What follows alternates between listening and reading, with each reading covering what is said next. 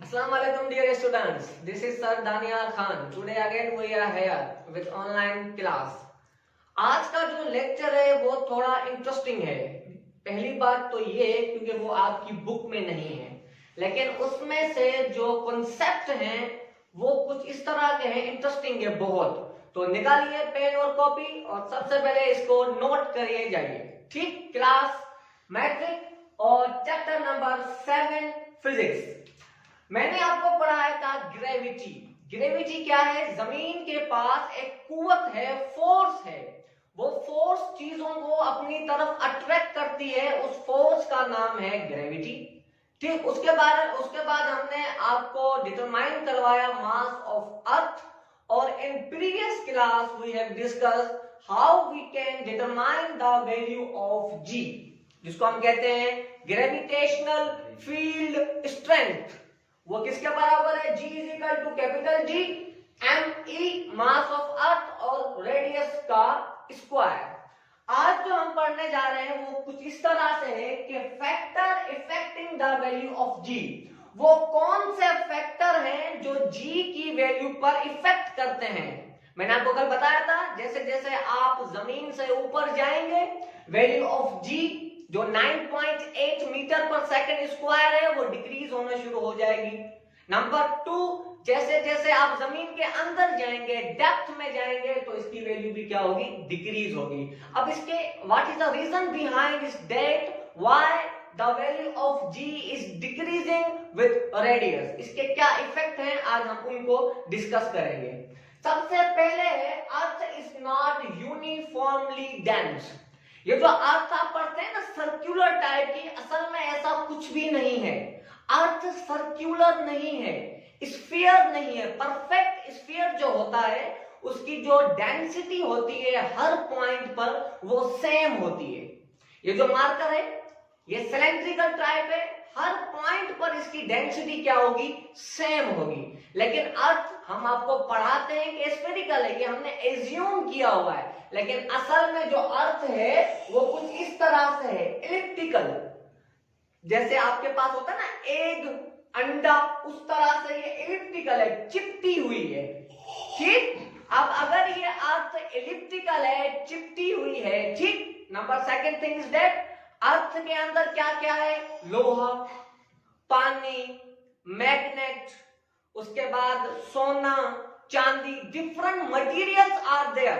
ठीक, अब कहीं पर अर्थ में सोना है तो सोने का मास अलग है, कहीं पर अर्थ में पानी है तो पानी का मास अलग है, कहीं पर अर्थ में क्या है? मैग्नेट है तो उसका जो मास है वो अलग है। ठीक, और जैसे जैसे मास बढ़ेगा वैल्यू ऑफ जी भी बढ़ेगी। सपोज करें एक जगह जमीन है, उसके अंदर सोना है, उसका मास ज्यादा है, तो उस पॉइंट पर वैल्यू ऑफ जी भी क्या होगी? ज्यादा। कहीं पर जमीन के अंदर पानी है, अब पानी का मास, मिसाल की बात है, गोल्ड के मास से कम है, तो वहां वैल्यू ऑफ जी भी क्या होगी? कम होगी। ये इस वजह से क्योंकि earth is not perfect sphere. ये परफेक्ट स्फीयर नहीं है। Earth is not uniformly dense, ये यूनिफॉर्मली डेंस नहीं है। इस वजह से वैल्यू ऑफ जी क्या हो जाती? कम ज्यादा, कम ज्यादा। ठीक, number second thing is that earth is not spherical.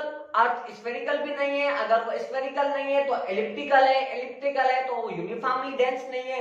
अगर वो यूनिफॉर्मली डेंस नहीं है दैट मीन हर जगह जो मास है वो होता है चेंज, और उस मास के चेंज की वजह से वैल्यू ऑफ जी भी क्या होती रहती है?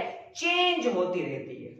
ठीक, number second thing is that, अब देखें, सेंटर से बाउंड्री तक का जो डिस्टेंस होता है इसको हम कहते हैं रेडियस। क्या कहते हैं? Radius. Because earth is not uniformly dense, ये एलिप्टिकल है, तो इसके बनते हैं दो रेडियस।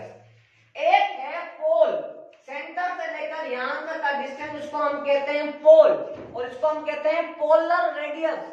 और यहां से लेकर यहां तक का जो डिस्टेंस है इसे हम कहते हैं इक्वेटर, और ये जो डिस्टेंस है इसे हम कहते हैं इक्वेटोरियल डिस्टेंस। ठीक, और आपको एक इंटरेस्टिंग बात बता दूं, ये जो पोल और रेडियस, इक्वेटर, पोल और इक्वेटर के बीच का जो डिस्टेंस है ये 21 किलोमीटर का इनमें डिफरेंस है। कितना 21 kilometre. Number second thing is that g is inversely proportional to radius के स्क्वायर के। अगर रेडियस कम होगा तो वैल्यू ऑफ g ज्यादा होगी, अगर रेडियस ज्यादा होगा वैल्यू ऑफ d कम होगी। ठीक, अब ये वाला रेडियस अगर ज्यादा है, ये वाला रेडियस कम है, अगर पोलर रेडियस कम है तो वैल्यू ऑफ g यहां पर क्या होगी, ज्यादा।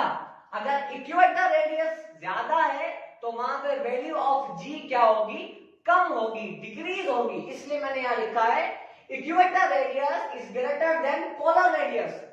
ठीक, so value of g is greater at pole. Pole पर वैल्यू ऑफ g ग्रेटर है क्योंकि ये डिस्टेंस कम है। इक्वेटर पे value of g, so value of g is greater at poles. Poles पे वैल्यू ऑफ g ज्यादा है क्योंकि डिस्टेंस कम है, और इक्वेटर पे वैल्यू ऑफ g कम है क्योंकि ये वाला डिस्टेंस क्या है, ज्यादा है। Difference between pole and radius, polar radius और इक्वेटर रेडियस के बीच का जो डिफरेंस है वो कितना है, कितने किलोमीटर का है, 21 किलोमीटर का डिफरेंस है। इस वजह से भी वैल्यू ऑफ g क्या होती रहती है, decrease and increase. And last but not least, earth rotate west to east. Earth जो रोटेट करती है ये करती है वेस्ट टू ईस्ट रोटेट करती है। अर्थ के पास दो मोशन होती हैं, एक तो ये रोटेट भी करती है और अपने ही एक्सिस पे क्या करती है, स्पिन करती है, स्पिन। तो इसकी जो रोटेशन है वो फ्रॉम वेस्ट टू ईस्ट है। ये क्वेश्चन आपसे पूछे जा सकते हैं इन एमसीक्यूज किसी भी किस्म के इंटरव्यू में, तो इनको रिमेंबर करें, मेमोराइज करें, कॉन्सेप्ट इनके अपने जहन में बिठाएं। इंशाल्लाह meet again as soon as possible in next class. तब तक के लिए अल्लाह हाफिज, टेक केयर।